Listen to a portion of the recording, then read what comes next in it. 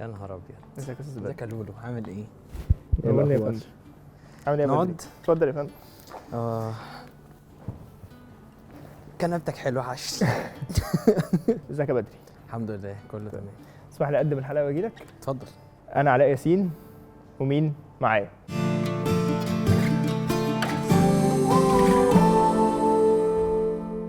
منورني يا بدري. ده نورك يا لولو والله. مبسوط ان انت جيت اولا، وانت عارف ان دي حلقه انا متحمس لها من حبه حلوين، يعني انت من اوائل الناس اللي انا اصلا اتكلمت معاهم في ايوه في كنا هذا جايين من البرنامج. اسكندريه. بالظبط. بحب ابدا بسؤال يعرفني مين معايا. انت عامه ايه الاسم اللي بتقوله لنفسك وانت بتفكر؟ في اسمين. أوكي. اسم وقت الاخفاق، وقت مثلا انا اكون عامل حاجه مضايقاني اوكي، اللي ده هو اسم بجد. ما بقولش اسم، بقول ايه يالا اللي انت عملته ده. اوكي. فاهم قصدي؟ بيبقى في كده اللي هو ايه، امشي اخفى دي. وفي بقى لما بعمل حاجه اللي هو يالا بدوره، يالا قسما بالله بدوره. اه بدوره عامه ده اكتر اسم بيتقال لك في الحياه يعني. يعني من ماشي. وانا صغير يعني. فانت بدوره النهارده. اتمنى والله. طيب. اتمنى من ربنا ابقى بدوره. طيب خليني اقول لك، لو احنا الاثنين قاعدين ماشي. وبدوره ده شخص ثالث تماما ماشي. وهيجي يقعد معانا، أوكي. هتعرفنا عليه ازاي؟ مين هو هذا الشخص؟ العاب عقل، اسئله مجنونه.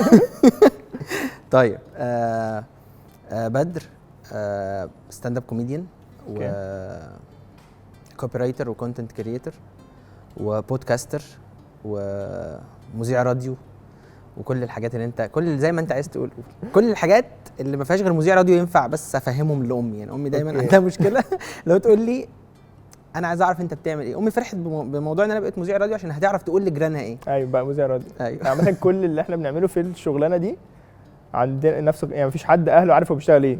ايوه انت كويس والناس بتسقف لك وبتاع. توكل على الله، فاهم؟ ايوه. ماشي. فبودكاستر ومذيع راديو. وولد كويس والله. يعني انت بس ممكن تقلق منه شويه في الاول، بس هو والله ابن حلال كويس. ماشي.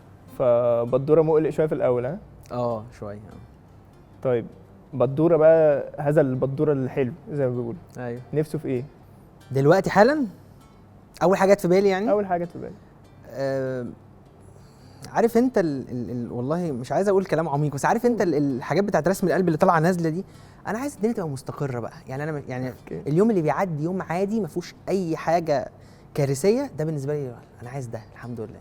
أوكي. بس نفسي بشكل عام بقى، مش ليا يعني، مش انا، مش ليا نفسي بناتي يكونوا بخير وكويسين، ومراتي ربنا يديها الصحه ويتم شفاها على خير يعني يا رب. بس وربنا يخلي لي الناس اللي بحبها وصحابي.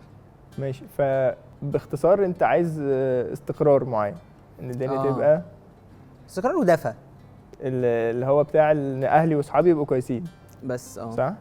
وبالتبعيه انا هبقى كويس، انت حتى لو دي حصلت لي حاجه وحشه هم وجودهم معايا انا هبقى كويس يعني. طب انت دي حاجه بتحس ان هي ما كانتش موجوده في حياتك بقى لها فتره، ولا ده يعني في حياتك في الطفوله مثلا انت كنت حاسس لا انا كنت كويس، وبعد كده مؤخرا عشان الشغلانات الكتير قوي بقى في ده؟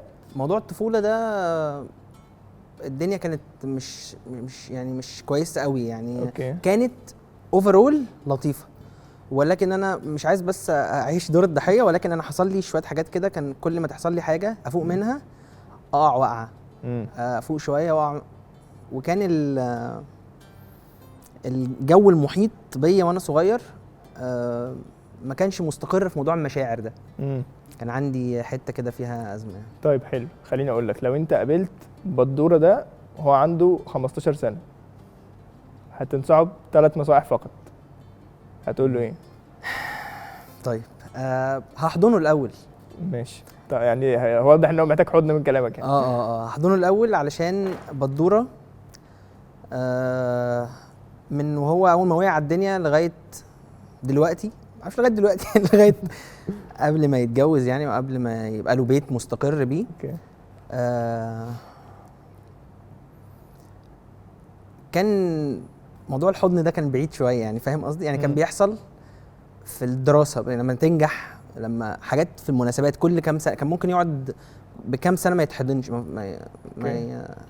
يعني ما يتعرضش لايه، لكميه مشاعر مثلا فيها حاجه.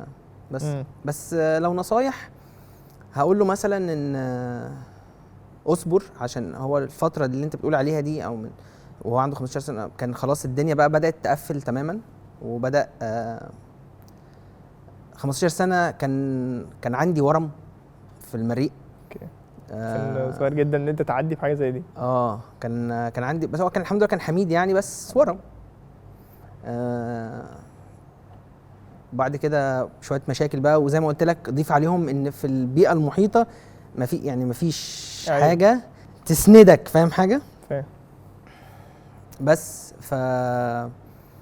هقول له اصبر علشان اللي جاي كويس. انا جاي لك من هناك وبقول لك اللي جاي كويس. اوكي. هقول له ان انت عندك دلوقتي 3 اشخاص قبل ما بتنزل بيحضنوك، ليلى وفاطمه واسراء. بس النصيحه الثالثه بقى هقول له يعني احتسب، عشان وهو صغير كان الدنيا بتبقى عايز كل حاجه ديجيتال.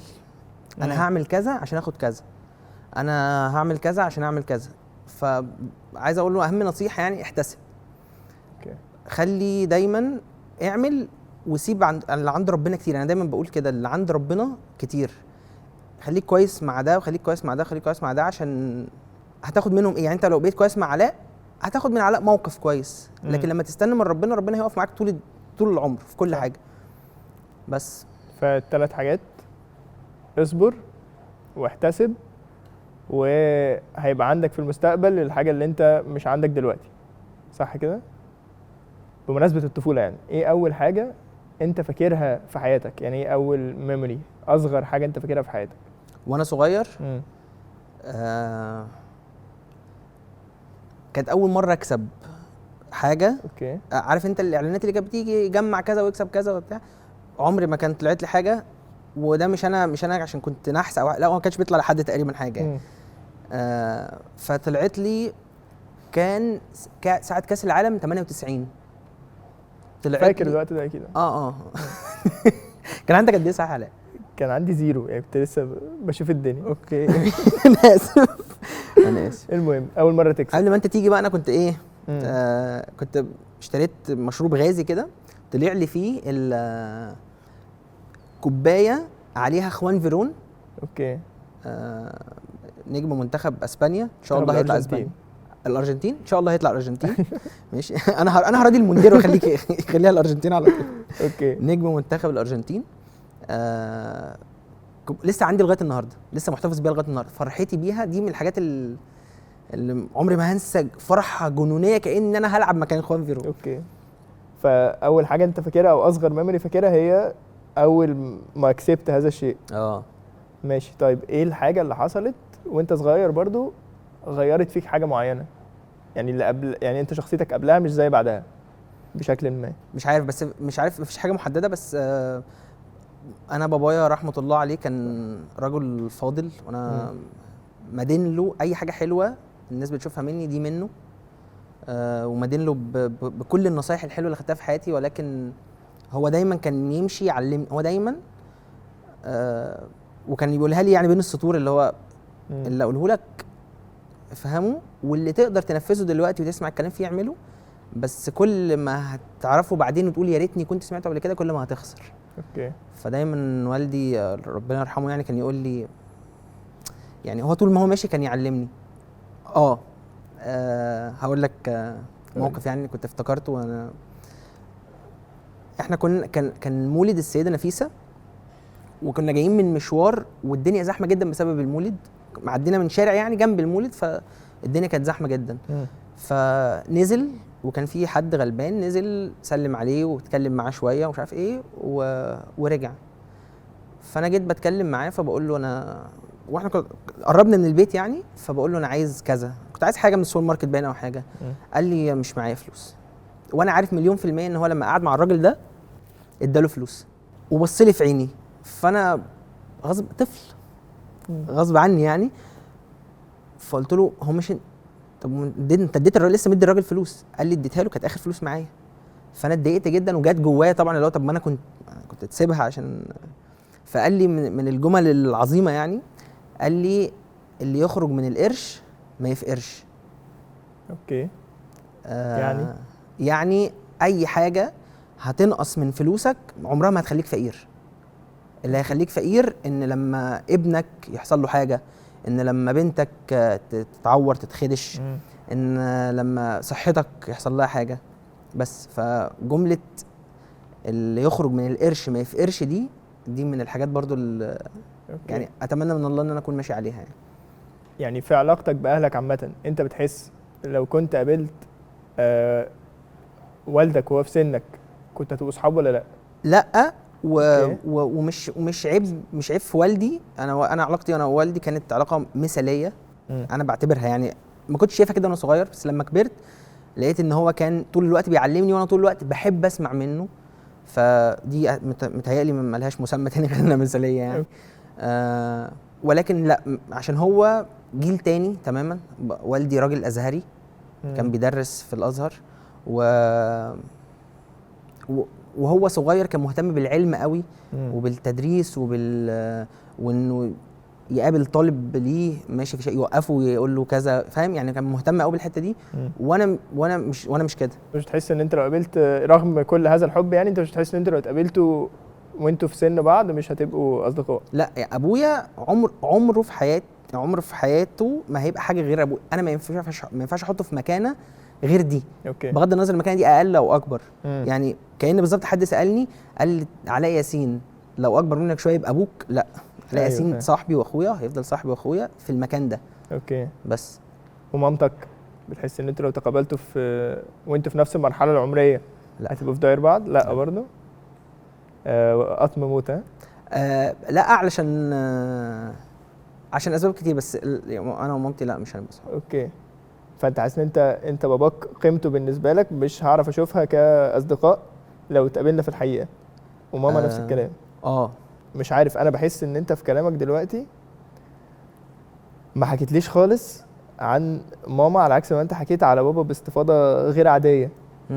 فانت بالنسبه لك باباك كان زي ما بيقولوا الفيجر الاكثر تاثيرا في شخصيتك، فده اللي غير فيك اكتر من مامتك؟ بص، اي حد واهله بيبقى احنا اهلنا مش شبهنا كده يعني. انت عمرك مثلا ما هتبقى انت ومامتك على نفس البتاع الا لو هي مخلفاك مثلا وهي عندها 3 سنين عشان تبقوا نفس السن ونفس التفكير، ودي عمرها ما هتحصل. فاهالينا مختلفين. وانا كمان والدتي ست فاضله جدا جدا، انا بحبها ولا اختلف مع حذائها يعني، مش معاها يعني. بس هي اتربت بشكل معين، تعرضت لحياه صعبه جدا. انا شايف ان امي واحده من اشجع واقوى السيدات في الدنيا، دي ميزه فيها وعيب في نفس الوقت. ست قعدت 21 سنه مش بتخلف، تعرضت لضغوطات رهيبه. ست صعيديه اللي هي اصلا لو بتخلف كده في احتماليه 50-50 ان هم يحتقروها. لو جابت بنت تبقى دي ملهاش لازمه اصلا، حتى لو كانت جابت واد هي اسمها اللي جابت لي الواد، فاهم قصدي؟ ففكره انها بقى ما بتخلفش خالص دي كانت كارثه سودة. والست في الصعيد، مش عارف الناس هتفهمني ولا لا، بس الست في الصعيد ما بتخلفش دي ملهاش ظهر غير ربنا يعني. ملهاش ظهر، مفيش حد هيدافع عنها بجنيه. اللي هو لو جوزها عمل فيها اي حاجه في الدنيا هتروح تشتكي، ما انت برضو ما بتخلفيش، فاهم قصدي؟ فهي امي اتعرضت لضغوطات كتير جدا خلت شخصيتها جافه شويه. طيب هسألك سؤال، انت دلوقتي بالنسبه لك لو هتغير صفه في مامتك وصفه في باباك هتغير ايه في كل واحد فيهم؟ مامتي هو تو ليت انا هقولها بيأس يعني، بس اتمنى ان مامتي تعمل كده حتى مع اولاد اخويا دلوقتي. يعني مش هي عايشه مع اخويا في البيت، مش عايشه معايا طبعا. انها تجرب تفهم هي حاسه ايه. علشان امي عندها مشكله، انها مش مشكله بس هي عندها طبع او عاده انها ما بتبقاش حاسه هي عايزه ايه. انت ممكن تبقى وحشها فتكلم، مش انت، انا ممكن تبقى وحشها فتكلمني مثلا تلومني، تنفعل عليا، تهزقني في بعض الحاجات عشان انا وحشها، عشان هي عايزه تسمع، عشان قلقانه عليا. فاتمنى انها تبقى بتفهم هي حاسه ايه وتعبر عنه ازاي، عشان ده فمع مامتك طريقه التعبير عن المشاعر ومع باباك بابايا مش ما فيش صفه يعني، اكيد كلنا فينا عيوب يعني، وبابا انسان فاكيد عنده عيوب يعني. كنت اتمنى انه يبقى عنده صفه بيولوجيه تخليه ما يموتش يعني. ربنا يرحمه. الله يرحمه. انا من كلامك اعتقد اكتر حاجه مضايقاك في مامتك هي لما انت كنت تقول الجفاء. فاهم قصدي؟ ان يمكن انا عندي الموضوع ده مثلا برضه ففاهمه. بس هل انت حاسس لو ده كان اتغير انت كنت هتبقى انت؟ يعني انا حاسس انت اكيد عندك ده بزياده دلوقتي مع ولادك، ان انت بتعبر لهم عن مشاعرك وي وي وي وي. فبحس انه برضه رغم ده كل ده خلانا احنا برضه. فاهم قصدي؟ بالظبط. يعني يمكن انت عايز ده عشان ولاد اخوك دلوقتي اكتر من انت عايزه عشان بدر نفسه. ما كنتش هبقى انا. يعني ما انا برضو بقول انا ليه امي لا اختلف معاها وانا اقل من ان اختلف معاها، لانها هي في الاول وفي الاخر ربتني، خلتني شخص. ما انا جاي برضو من يعني كل اللي عندي سواء حلو او وحش، الوحش كده كده مشترك بيني وبينها، لكن الحلو هو من عندها هي بس. يعني انا اي حاجه حتى الحلو اللي عندي هي ممكن تكون عملت حاجات مش حلوه خلت يبقى عندي حلو. فاهم قصدي؟ ايوه فاهم. ما كنتش هبقى انا طبعا. ومش بس عشان مش عايز احصرها بس في ادوار الشر يعني، بس لا، في امهات تانية يا جماعه ما تستحقش اي كلمات شكر واي كلمات تقدير. يعني امي لا استحملت كتير وربتنا وعلى راسي يعني. ربنا يخليك. ربنا يخليك. طيب احنا بقى حابه بنتكلم على اللي فات، فخلينا نسالك شويه على بقى المستقبل بدوره، بما ان احنا رحنا في حته غامقه شويه. اوكي. لو انت قابلت بدر كمان 20 سنه هتساله 3 اسئله بس، ايه ال3 اسئله اللي هتسالها له؟ انت عايز تروح المستقبل عشان هو فاتح يعني؟ ان شاء الله اتمنى. اوكي ماشي. لو قابلته كمان 30 سنه 20 سنه انت عندك كام سنه دلوقتي؟ 32. بدر عنده الحلقه دي هتنزل وانا عندي 33. كل سنه طيب الاول. وانت طيب. بدر عنده 53 سنه. ماشي. هساله 3 اسئله بس. هساله على ايه؟ اول حاجه طبعا على فاطمه وليلى ونادين. اوكي. وعلى اسراء طبعا. اول حاجه البيت، اطمن عليهم عشان ده بيحصل بنفس اللهفه دي وانا بقالي 8 ساعات في الشغل بس. فاكيد بعد 20 سنه اول حاجه هجري عليها يعني. مش عارف هيبقى في غيرهم الثلاثه ولا لا. حسب ما انا هتعيبت يعني في عقلي. بس هسالهم عن بناتي الاول وعن مراتي. اوكي. هساله انت دلوقتي خلاص في الثلث الاخير من المباراه مثلا، او يعني خلاص يعني ممكن في اي لحظه الحكم يصفر والدنيا تبوظ. هساله عملت ايه يخليك الناس تفتكرك بيه. اوكي. ومش شرط بقى كارير، ومش شرط اي حاجه في الدنيا، مش شرط اي حاجه. انا عملت ايه ولادك لما زي ما بيحصل معايا لما حد بيشوفني في الشارع في المنطقه عندنا بيقول لي ربنا يرحم باباك، ربنا يخلي لك اللي رباك وكده، او يرحم اللي رباك يعني. بس هساله عملت ايه، وهسال بس اشوف موضوع كتفي ده برضه مش عايز يخف بقاله سنه ونص. هسال برضه على موضوع كتفي ده. ماشي. يبقى احنا بنساله على 3 حاجات. اول حاجه البيت وعيلتي عاملين ايه، تاني حاجه عملت ايه في حياتك، الناس السيره الطيبه بتاعتك ايه، وتالت حاجه هي الصحه. ايوه بشكل ما. الصحه بشكل ما. انا عامل ايه دلوقتي. ايوه فاهم قصدي؟ انت على فكره مش عايز كتفي يخف عشان ما انزلش. ايوه فاهم. انا بس عشان لابس جاكيت فانت مش هتشوف المنافسه الحقيقيه، وانا لابس اوفر سايز برضه عشان ما تشوفش الكارثه الحقيقيه. طيب بما ان دي الحاجات اللي هتسال عليها، ايه هي السعاده بالنسبه لبدوره؟ يعني ايه الحاجه اللي هي دي اللحظه اللي انا ببقى سعيد فيها؟ ما دي نسبيه.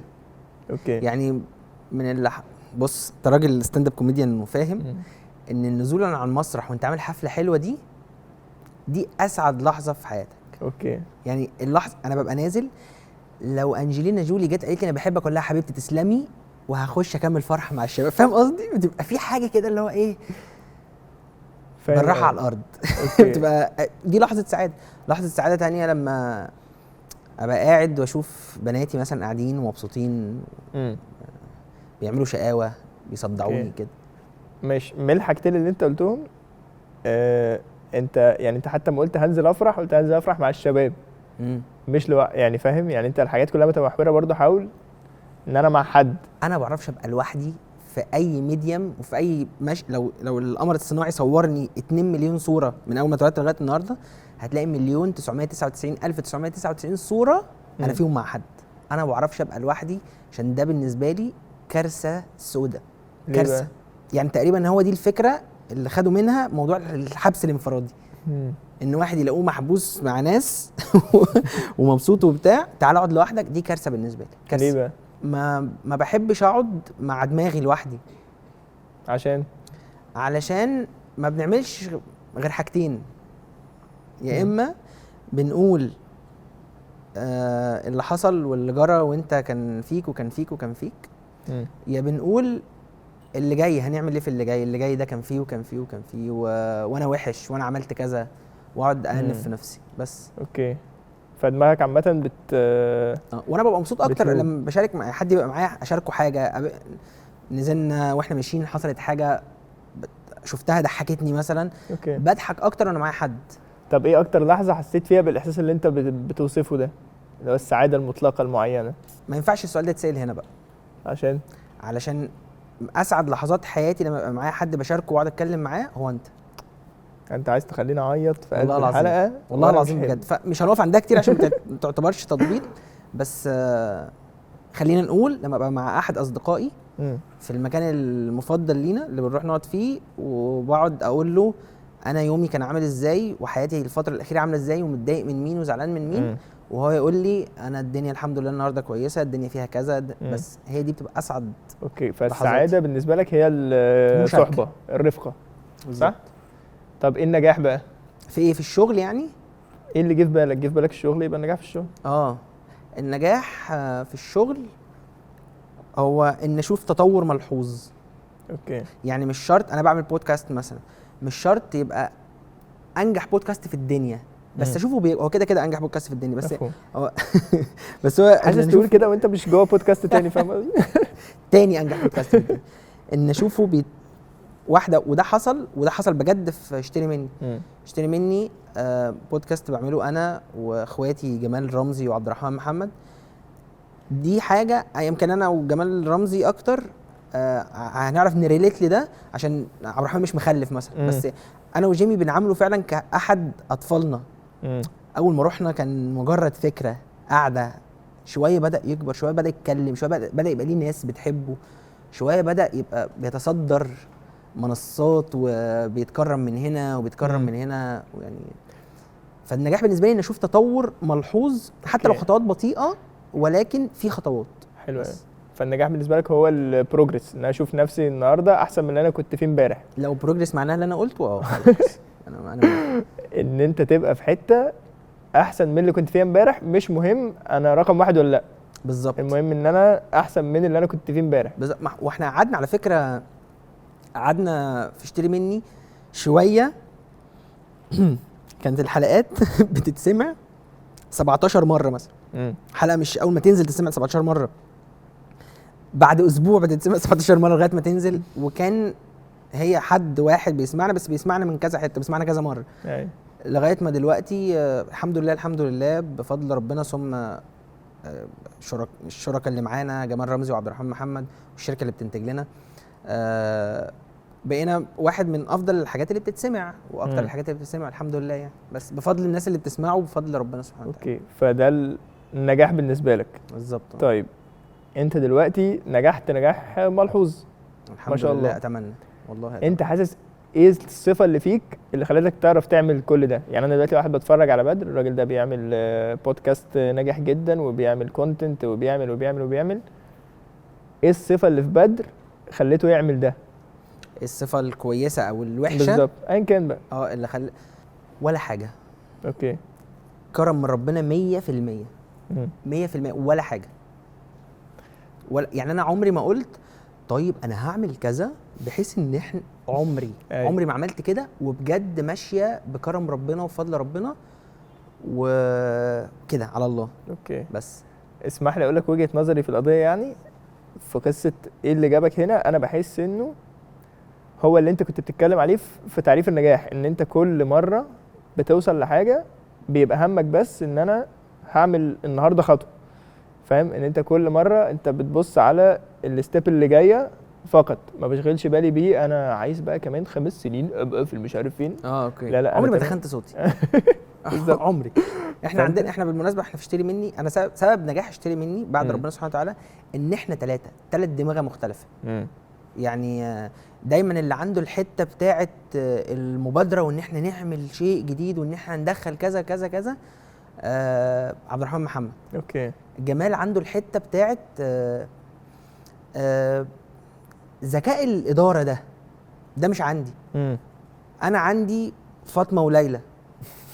يعني ما مش حاسس انها تاثيري حاجه غير ان انا بشارك الناس دي النجاح. حلو. من وجهه نظري يعني. طيب يعني فكل واحد فينا عنده الحته، او كل واحد فيهم عنده الحته اللي طلعت هذا المشروع. ماشي. فلو مسكنا في حاجتين هما ان انا ما بزهقش ان انا كل يوم بعمل ده وبمشي فيه خطوه واحده، وان انا محاط بفريق ايا كان بقى، فريق صحاب ايا كان، هم دول اللي انا بثق فيهم وعارف ان هم عايزين مصلحه هذا المشروع بالظبط. فالفريق والمثابره زي ما بيقولوا، يعني ان انت بتزهقش. لو المثابره معناها اللي انا قلته انا اديتك عربي وانجليزي، انا عملت كل اللغات. ماشي. يعني معنى كده المثابره معناها بروجريس؟ يعني مش قوي بس تمام. اوكي. طيب احنا اتكلمنا شويه عن الايجابيات، تعال اسالك شويه في الغمقان تاني. اوكي. احنا كل اللي اتكلمنا فيه على الكارير دلوقتي حاجات ما شاء الله حلوه. ماشي. ايه بقى اللحظه في كاريرك اللي هي دي اوحش لحظه في كاريري حتى الان؟ اسهل سؤال. انا كنت راجع في حاجه معلمه جوه. يا نهار ازرق. كنت راجع كنت لسه مخلص جيش. اوكي. وانا دخلت الجيش بعد ما اتجوزت وخلفت. ماشي. ايوه. دخلت الجيش بعد ما اتجوزت وخلفت. تمام. وكنت لسه مخلص جيش ويا دوب هبتدي اشتغل، يعني هبتدي اشتغل. اشتغلت. بعد شهرين راجع من الشغل مروح، جات لي مكالمه من صاحب الشغل، انت مش هينفع تبقى معانا تاني. في اللحظه اللي جالي فيها التليفون دي كانت في 2017. 2017 2016 2017 كده يعني. على رأي زي الجمله اللي بتتقال، ما كانش في بيتي ولا غيتي غير 170 جنيه، والمفروض هقبض بعد 3 ايام هقبض وخلاص كنت هكمل بقى الشهر التاني.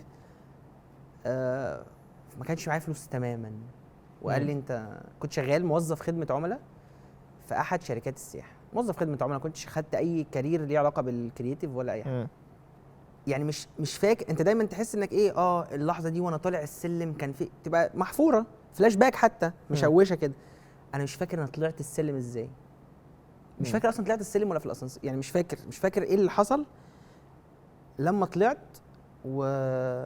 ومنهار طبعا من الخوف، كنتش بعيط بس كنت خايف وبترعش، جسمي كله ساقع تلج وكارثه.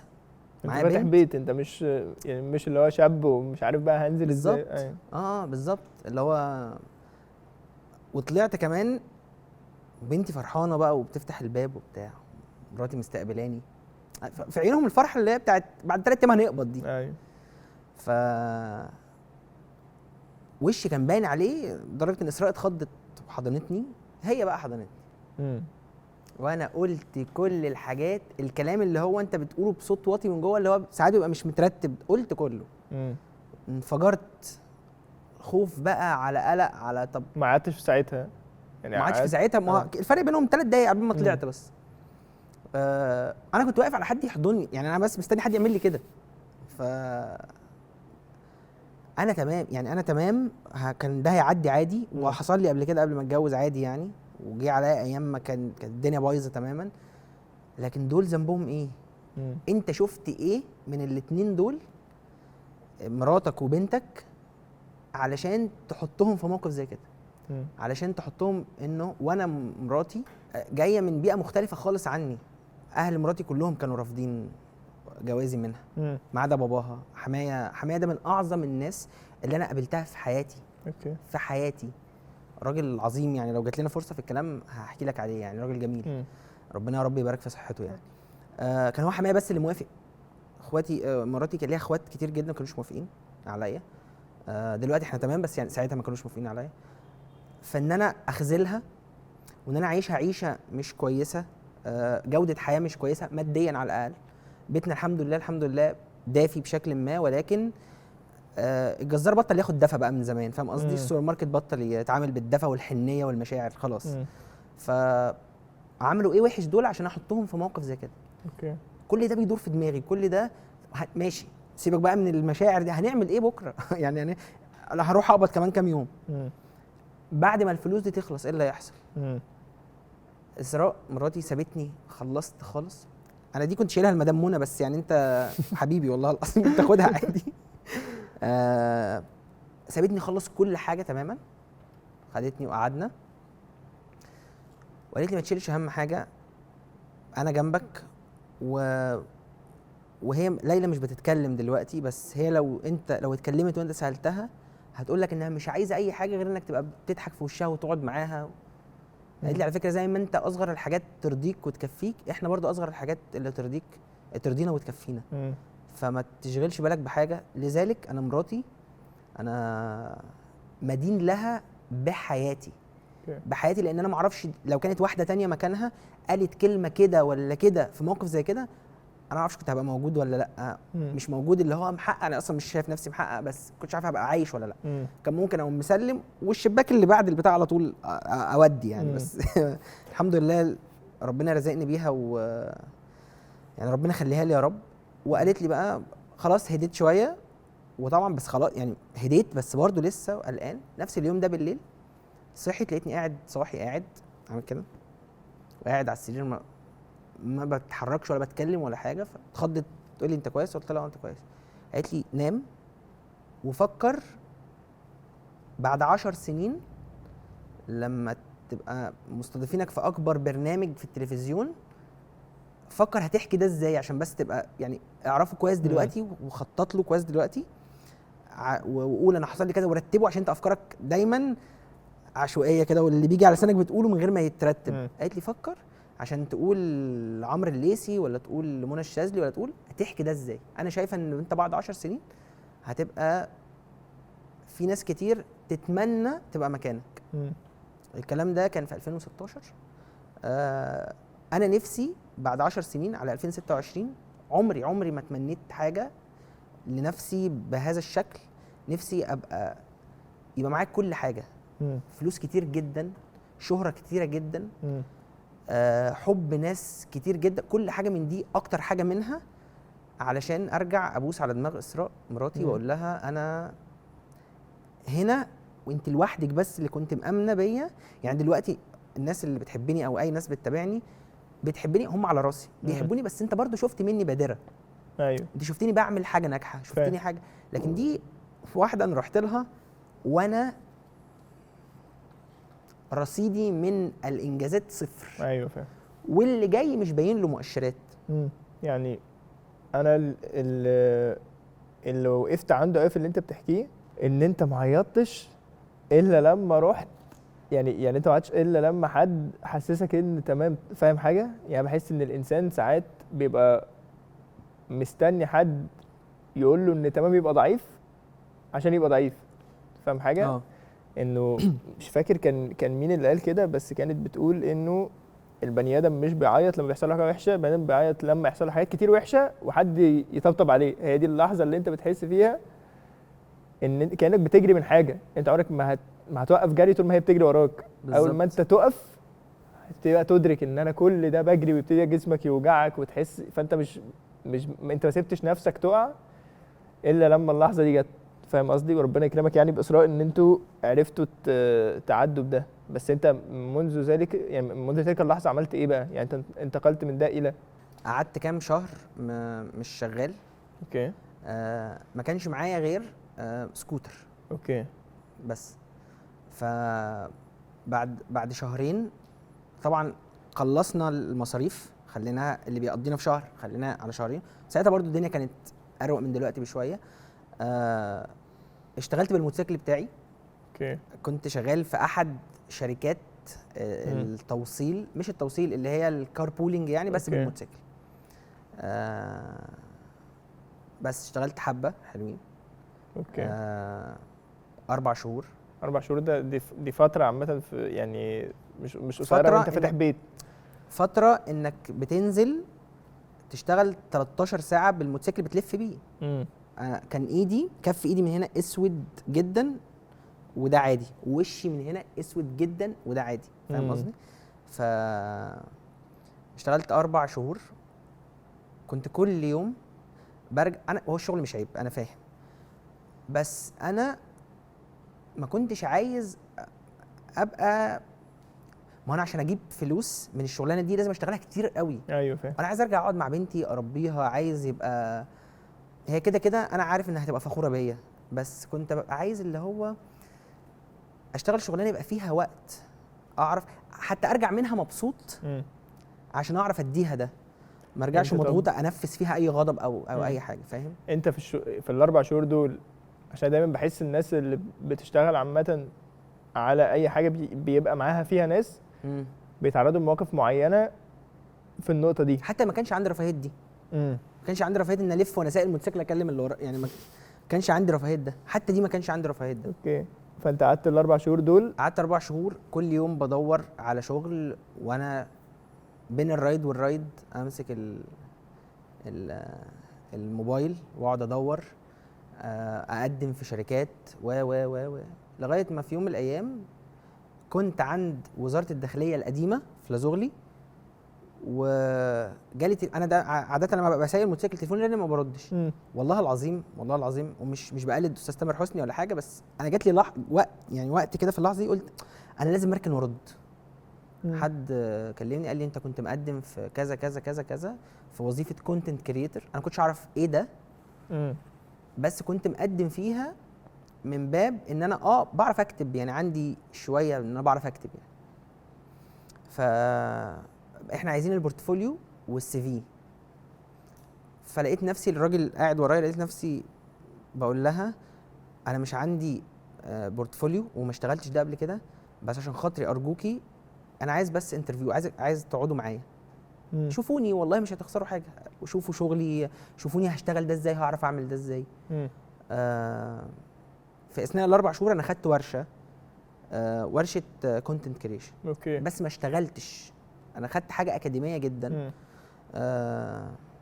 ورحت عندي البيزكس البسيطه اللي بتاخدها في الكورس دي، بس رحت قعدت معاهم ادوني بوزيشن سينيور على طول، يعني انا ما اشتغلتش جونيور، ادوني تاسك عملته، فلقيتهم باعتين لي الجوب اوفر بسينيور كونتنت كريتور. ده اللي انت كنت بتقوله بقى في الاول في قصه انه احتسب انه هي انت بتعمل اللي عليك، وفاهم لما جت صح، جت مظبوطه الحمد لله، يعني الحمد لله، يعني هي برضو كرم من ربنا، فاهم. فالتاسك اللي ادوني حاجه، هو ده كان مكان تعليمي في السعوديه، ادوني حاجه اعملها ليها علاقه بالاطفال، كورسات الرقص الزومبا للاطفال ومش عارف ايه. فانا عندي شويه انسايتس من ليلى انها لسه صغيره، وايه اللي بيبسطها وايه اللي بيفرحها وكده، فقعدت اكتب واستخدمت ده يعني، وهم شافوا ان الانسايتس حقيقيه قوي والحاجات انبسطوا يعني. فالراجل اللي كان قاعد ورايا ده، نسيت اقول لك النقطه دي، انا لما جات لي قالت لي ماشي اوكي ومستنيك في انترفيو كذا كذا، نزلت حطيت الموتوسيكل على الدبوس، نزلت حضنته، لسه معايا رقمه لغايه دلوقتي، ولسه بنتكلم لغايه دلوقتي. لسه وهو حضر لي اخر حفله، اوكي، حفله ستاند اب كوميدي، كانت من احلى الحفلات اللي عملناها الحمد لله. تنظيم TMS طبعا، ده هاي فايف. ده هاي فايف تنظيم TMS. ودي يمكن يزودونا يعملوا حاجه احنا الاثنين يزودونا احنا الاثنين.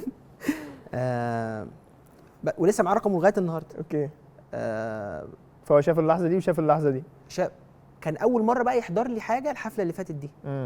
فقال لي انا فخور ومبسوط بالظروف اللي خلتني اقابلك، وانا لو مش عارف انك بني ادم كنت بتتكلم بجد ساعتها، كنت افتكرت ان ده مقلب، بس انت عامله على 7 سنين يعني حوار انت عامله بس انت بتلنجر شويه، عامله على 7 سنين. فبسطت جدا انا يعني. طيب الحمد لله. الحاجات اللي انت حكيتها دي كلها فيها حزن معين، فانت بتحس ايه الحزن بالنسبه لبدر؟ يعني ايه الحاجه اللي هي دي اللحظه اللي انا ببقى فيها بجد مش كويس؟ انت حضرت معايا واحده، يعني حضرت معايا لما فاطمه وقعت واتعورت، بس ده ما كانش حزن على قد ما كان ده هلع يعني، بس حزن مش عارف، حزن لما بحس ان انا عملت حاجه خذلت الناس اللي بحبها. اوكي. هو عامه اللي انت بتقوله مع فاطمه مرتبط بده، لان انت كان باين، انا ما اعرفش انت حاسس ده ولا لا، انت كان باين عليك ان انت بتلوم نفسك بشكل ما، والله ان بنتك حصل لها حاجه. ما انت سمعت ده، انا ما سمعتش. انا شفته في وشك، اوكي. بينما ده مش حق يعني، دي فاهم يعني، ده الطبيعي ان الاطفال بتتعرض لاشياء. فانا اعتقد ان انت اللي بتخاف منه هو اللي انت قلته برضو ساعات، موضوع ان انت سبت الشغل او ان هم كلموك او مش هتكمل، ان انت خايف تخذل الناس اللي حواليك. فيمكن الحاجه اللي بتضايقك او بتحسسك بحزن معين هو ان انت بتحس ان انا ما كنتش قد المسؤوليه اللي الناس اللي حواليا ادوها لي يعني. دي حقيقه. طب انت ايه اكتر صفه مش بتحبها في نفسك؟ الحاجه اللي الصفه دي فيا لو اتغيرت هبقى احسن. طيب التفكير اللي بفكره دلوقتي من كترهم يعني مش من انا مثلا والله انا لا، هم كتير فشخ، انا بنقل لك اللي ينفع يتقال بس. فاكتر صفه مش بحبها في نفسي هي اني سريع الغضب. اوكي. يعني مش شخص عصبي، ولكن بغضب بسرعه، بس انا شغال على عصبي خد بالك. ايه دي غالبا عصبي خد بالك. بسرعه بغضب يعني ممكن واحد عصبي يتعصب بعد حبه. اوكي. انا بغضب بسرعه، بس انا شغال على ده مؤخرا. كنا فين يعني؟ انا كنت بعمل كوارث، ودلوقتي الحمد لله بقيت استخدم مبدأ الاحتساب ده. اوكي. ودي اعذار، واللي علمني ده حمايه. فالغضب هو الحاجه اللي انت حاسس ان انت لو غيرتها في بدر هتبقى الدنيا افضل شويه. بس يمكن تفتكر ده ليه علاقه بحاجات، مش عايز ارمي لهم على حد، بس يعني من اللي انا شفته مثلا. بص انا بحس الغضب مش شعور. يعني الغضب هو حاجه تانية بتطلع في غضب. يعني الغضب هو وسيله تعبير مش شعور. انت مش حاسس انت غضبان، انت حاسس ان انت ممكن يكون مضغوط، انت خايف، انت قلقان، انت محبط، انت فده بيطلع معاك في غضب. فانت لما بترجع، لما اتكلمت مع ثيرابيست في الموضوع ده، يعني مثلا كنت انا بتعصب، انت عارف انا بتعصب جدا وانا العب بلاي ستيشن مثلا. انت عارف انا اول مره شفتك متعصب يوم فاطمه. يوم ما فاطمه كانت متعوره وانت لما رحنا ما لقيناش دكتور في دكتور الطوارئ مش موجود، ولما انت قلت للراجل دكتور الطوارئ فين، قال لك انا لسه قافل معاه. ايوه يعني ايه؟ هو فين؟ احنا كنا في طوارئ مستشفى. ايوه. فمعانا طفله مودينها طوارئ المستشفى. ممكن تقول الدكتور كان نازل عامل ازاي والنبي؟ كان نازل بيتمطع وبتاع مش عارف يعني ايه دكتور طوارئ في مستشفى الطوارئ يبقى نايم فوق. فتعصبت شويه. بس ده موقف يعصب بجد. بس قصدي انا بتعصب في حاجات كمان ما اتعصبش، زي البلاي ستيشن مثلا بتعصب جدا. فلما اتكلمت في ده مع حد متخصص، هو القصه ان انت بتحاسب نفسك وبتشوف قيمه نفسك في ده لسبب ما، فتعال نشوف السبب. فانا بحس ان الغضب نفسه هو نتيجه مش شعور. ان انت مثلا، انا بدر مثلا مفيش حد قبل كده، انت كنت بتتكلم مثلا على الحضن وانت صغير، كون ده ما بيحصلش كفايه، ده خلى التعبير عن الوحده ده او الخوف من ان انا مفيش حد هيطبطب عليا ده بيطلع بايه؟ بالغضب المعين. وده بيحصل كتير قوي عندنا احنا بالذات، مع الولاد بالذات او مع الرجاله بالذات، ان لا ما ينفعش ان انا ابقى اصلا زعلان وبتاع، بس ينفع تبقى متعصب. يعني الناس بتتقبل الرجل الغاضب اكتر بكتير ما بتتقبل الرجل الحزين. ايوه فاهم قصدي؟ فالاسهل دايما ان انت تبقى غضبان عن ان انت تزعل. بينما انت لما كبرت شويه وبقى حواليك اسراء وبناتك وكذا، بدا يبقى عندك تصالح شويه مع مشاعرك ومع الدنيا، فبدا حوار الغضب ده هتلاقيه مع الوقت ايه؟ يهدى، ومع ان انت شغال عليه كمان. فاعتقد هو انا بشوف الغضب كده، يعني بحس ان هو مش حاجه، هو بس حاجه مستخبيه في حاجه. أيوة. فاهم قصدي؟ سكندري فيلينج زي ما بيقولوا يعني. عرفت بحب اقعد معاك ليه؟ عشان انت تبقى عارف الحاجات دي. طيب هل بيجي لك لحظات شك معينه في نفسي؟ يعني في نفسك، هل انا استاهل ده؟ هل انا فعلا وانا قاعد معاك دلوقتي في واحده جايه لي دلوقتي وانا قاعد معاك اللي هو طب انا عملت ايه عشان اجي يعني؟ فاهم؟ ولغايه ده مش شك، ده تاكيد بقى، انا عملت ايه عشان اجي. طب بتعمل ايه مع ده؟ ساعات يعني ساعات بتجيلي في اوقات ما ينفعش. انا كده بروح حفلات الستاند اب وانا معايا درع كده، اللي هو انت مش هتجيلي هنا يعني تعالي لي في اي حته الا هنا. تعالي لي في اوحش الحاجه الا هنا. ايوه عشان دي صعبه هتبوظ لك الدنيا يعني. بس هي لما بتجيلي الصراحه 90% ما بقع يعني. 90% بقع فيها، وال10% التانيين ما بنجوش، مش بنجو منها، ولكن بقول مش بنجو، ما يجراش حاجه. مش بتعدي علشان بقول طيب خلاص أيوة. واضح ان احنا فيها، طب نشتغل بقى. ما هو انا بحس ان الخوف ده مش حاجه بتنتهي، او الشك ده مش حاجه بتنتهي، بس الفكره ان الناس اللي زيك مثلا بيعملوا الشغل ايا كان هو حاسس بيه. يعني يا عم انا خايف هعملها برضه. يعني انت بتبقى بالظبط. خايف قبل الحفله، ببقى خايف بس هعملها، ده انا ماضي على فاهم. شرط جزائي بالشيء الفلاني. بالظبط، هي دي المشكله فعلا. طيب ايه الحاجه اللي انت كبدر بتبقى محتاجها من الدوائر اللي حواليك بقى ايا كانت ومش بتعرف تطلبها؟ لا انا مش عارف، بس بنسبه كبيره ب... يعني بعرف اقول، بعرف اعبر، بس ان انا اطلب ساعات بعملها متغلفه. اوكي. يعني بتصرف بعملها متغلفه، اللي هو مثلا نبقى مروحين فاقول لحد من صحابي انا هوصلك، امم يعني تعالى معايا وانا هوصلك، ما تيجي تروح معايا النهارده. امم انا ببقى اللحظه دي اللي هو ببقى من جوايا ابوس ايديكم، محدش يسيبني، يعني ما تسيبونيش لوحدي، يعني حد يجي معايا. فبتطلع في حاجات تانية. بعرف اغلفها بحاجات، بس مش ما عنديش الشجاعه الكافيه ان اقول، لان كلنا بايظين. يعني اصحابي كلهم، ممكن صحابي البنات، يعني ممكن عندي صحاب بنات اقول لهم انا دلوقتي مش كويس، وانت يعني في صنف الرجاله انت يعني اخويا شكرا ان انت وضحت انا يعني انا مش كويس دلوقتي، انا مش عارف ايه. الله يكون في عون بقى صحابنا الولاد. اوكي. بتطلع فيهم بقى بايه، بنرفزه على شغل في حاجات، وهم يعني ربنا يرزقني يعني بصحاب بيستحملوا ده. اوكي. فاعتقد الحاجه اللي انت بتقول ان انت عايز تطلبها هي نفس الحاجه اللي انت كنت بتقول عليها في قصه السعاده، انه الصحبه او الرفقه او ان يبقى معاك حد. فدي يمكن الحاجه اللي انت لما بتبقى مش موجوده بتبقى خايف، فببقى عايز اطلبها. أيوة. صح. طب بمناسبه الناس القريبين، يعني ايه الثلاث صفات اللي في دوائرك كلها، اللي اي حد قريب من بدوره لازم يبقى عنده الثلاث حاجات دول؟ اولا يكون بيعرف يقول، لي انه بيحبني. اوكي. يكون شخص عارف وعنده القدره ان يقول لي انا بحبك، انت كويس، انت وحش، انت ضايقتني في الحته الفلانيه. علشان كونك انك تقول لي انت وحش، ده اللي هيخليني حلو من وجهه نظري. يعني لو انا بحبك هقول لك انا اسف، انا ده حصل غصب عني، لان انا مستحيل، انا عارف نفسي مستحيل هبقى رايح واخد عربيتي ونازل عشان اضايق شخص. مستحيل. فممكن يكون سوء فهم، ممكن يكون سوء تصرف مني برضو. أوكي. يعني اتصرفت غلط او عملت حاجه كنت فاهم حاجه غلط. لكن لو حصل مني حاجه وحشه تقول لي، يعرف يقول لي ان انا قد ايه هو بيحبني، ويعرف يقول لي ان هو زعلان مني في الحته الفلانيه. ده رقم واحد، يعرف يكون بيعبر، ده رقم واحد. رقم اتنين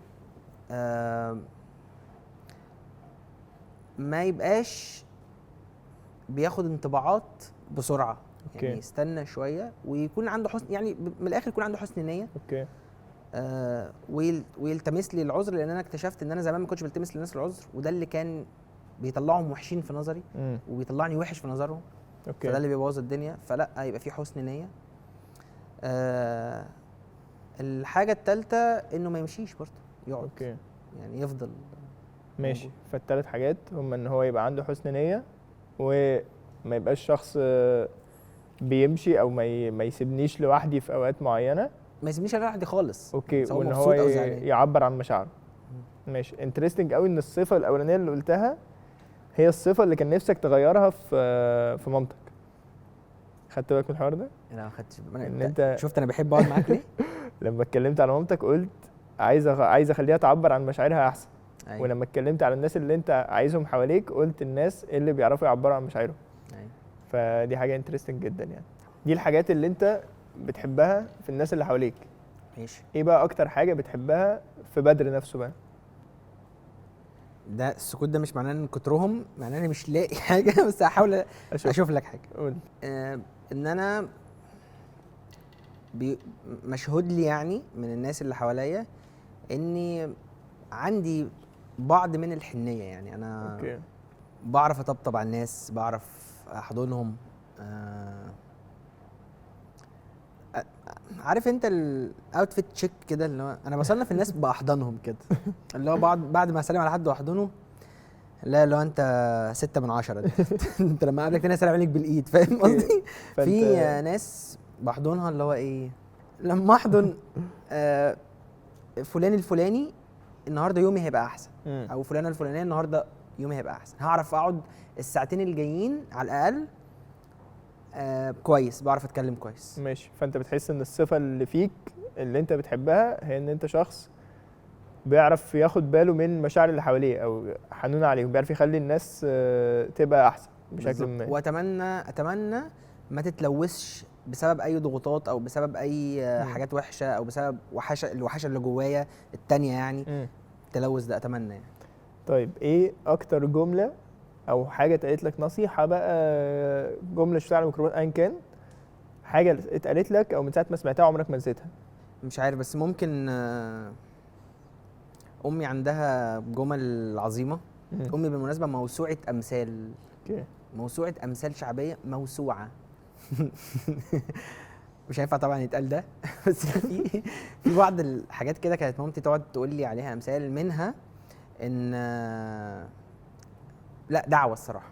امي دايما عندها دعوه كده تدعيها لي، بتقول لي دايما ربنا ما يحوجك لحد غير جيبك.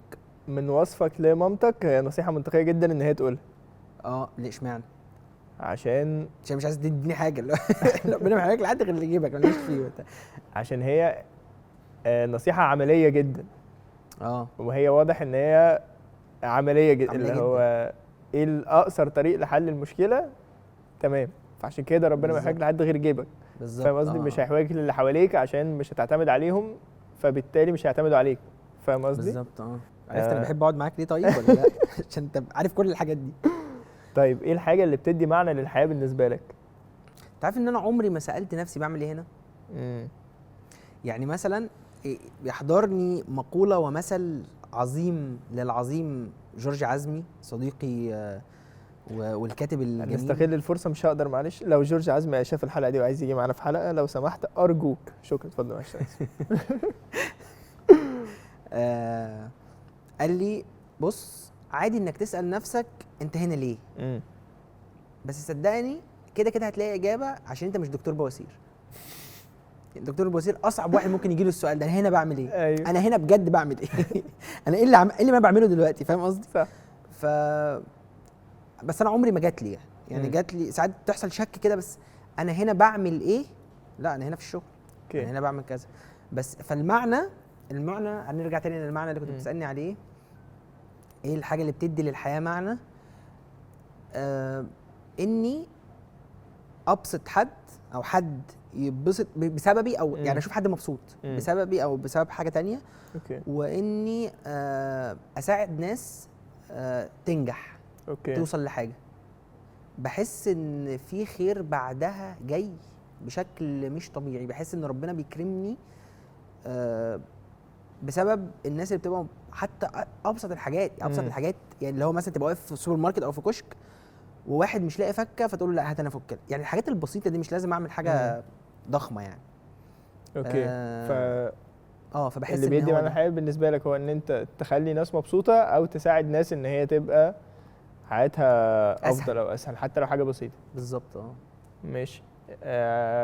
برضو هرجعك تاني للسؤال بتاع ان انت السعاده بالنسبه لك هي الرفقه، ان يبقى معاك حد. فبالتالي المعنى بالنسبه لك هو حته انه انا هخلي الناس دي حياتها احسن.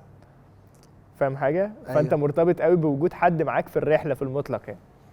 انت عمال تقعد تخيط لي الحاجات في بعض كده. توصلهم لي ببعض. بس طيب. صح.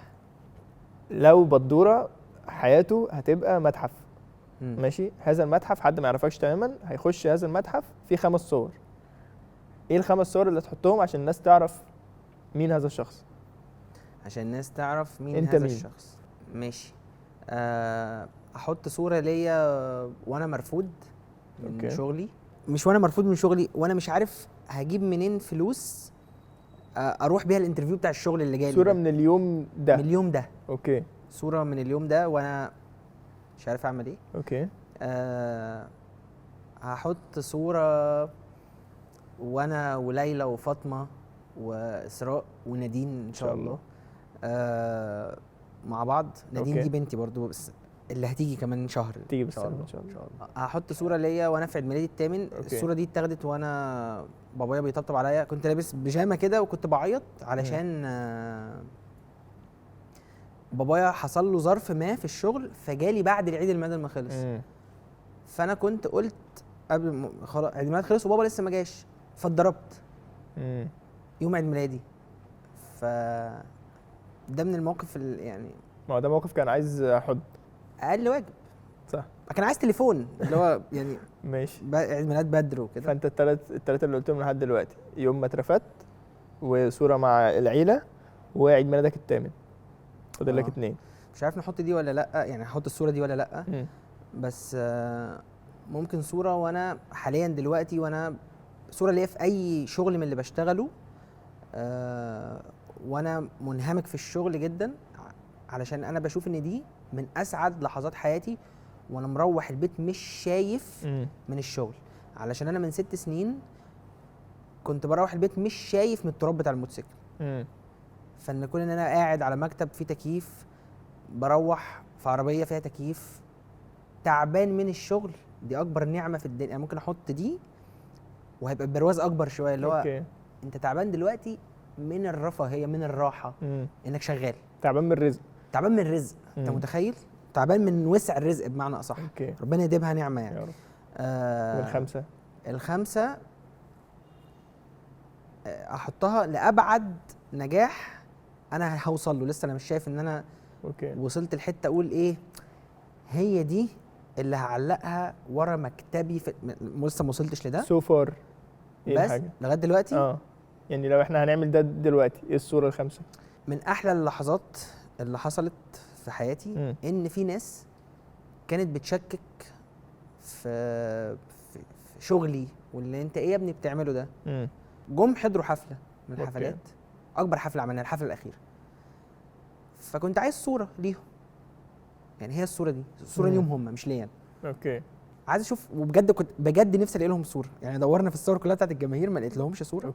لقيتهم صوره عاديه، بس يعني كان نفسي اعرف ايه اللي جواهم دلوقتي وهم حاسين ان الدنيا زي مش زي ما كنا متخيلين. فال5 صور، بدر وهو مرفوض، بدر وهو منهمك في الشغل، بدر وعيلته، ويوم عيد ميلاده الثامن بتاعت باباك، وال5 في انجح نجاح انت وصلت له دلوقتي من بوينت اوف فيو الناس، من عين الناس المعينه اللي كانت حاسه ان لا ده مش هيعمل ده. وعلى فكره برضو الناس دي ما كانتش بتحاربني واللي هو وبقعد اعيط من عين واحده والكلام، لا لا لا خالص. الناس هم بس كانوا ما يعرفوش الطريق ده. ايوه فاهم. من الاخر ما كانش عندهم توقع ان ربنا هيكرم هذا الشخص. ايوه، ما هي دي اصعب حاجه اصلا في يعني يا سيدي شكك فيا ان انا غبي، شكك فيا ان انا فاشل مش بعمل حاجه، بس ما تنساش ان الشخص ده ليه رب برضه. يعني هو ربنا مش بيكرمك انت لوحدك، ما هو الشخص ده ربنا هيكرمه. وربنا يا سيدي مش علشانه، علشان الناس اللي معاه، ده رزق الناس اللي معاه. ايوه، ما هو اصعب حاجه ان يعني اسهل حاجه ان انت تمشي في طريق متسفلت، بس الطريق المتسفلت ده طريق ناس كتير مشيت فيه قبل كده، انت عارف اوله واخره. اللي انت بتحاول تعمله او اللي الناس عاده اللي بييجوا يقعدوا هنا بيحاولوا يعملوه هم بيمشوا في سكه تانية، الطريق ما فيهوش اي خدمات، وطريق مش مهيأ ومش منظم ومش مرتب عشان هو اللي بيعمله. بالظبط. بعد ذلك هتلاقي ناس بقى بتعمل نفس اللي انت عملته وبيسالوا بقى بدر انت عملت ده ازاي وجيت هنا ازاي وكل هذا الكلام. فعشان كده اعتقد منطقي قوي اختيارك لاخر صوره يعني. ماشي، دول ال5 صور. طيب دلوقتي لو بدر العالم كله هيسمعه هيقول حاجه واحده بس، هتقول لهم ايه؟ ماشي، لازم مسج واحده ولا لازم ممكن اقول كذا حاجه؟ قول. اول حاجه عايز اقول، يعني هو اللي على راسه بطحه هيفهم يعني. يا جماعه انتوا متوحشين دلوقتي علشان انتوا بقيتوا فجره، ولا انتوا متوحشين دلوقتي عشان دي نهايتكم؟ عشان انتوا خلاص بتنتهوا يعني هتغوروا من وشنا. ايه كميه التدليس وكميه الازدواجيه وكميه الافتراء وكميه الظلم ده؟ ايه ده يعني؟ انتوا ما بتفهموش عربي، و اتمنى حد يترجم لكم واتمنى حد يقول لكم ده، وانا عشان مش عارف اقولها لكم بالانجليزي يعني. بس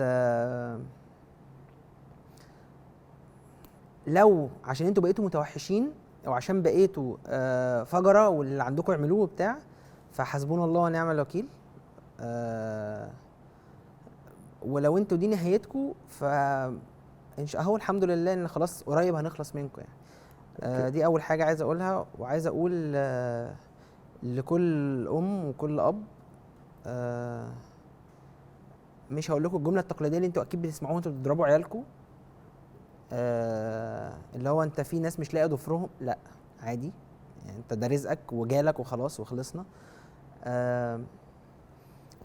بس انت خلاص مش قاعد له، وانت مادام اصلا وصل لك ده، وصل حياتك او ضغوطاتك وصلت لك لده، فانت كده كده مش هتلوم نفسك. لكن هو اللي مكمل، هو هيقعد فتره اطول منك. فما تخليهوش يعيش متعذب.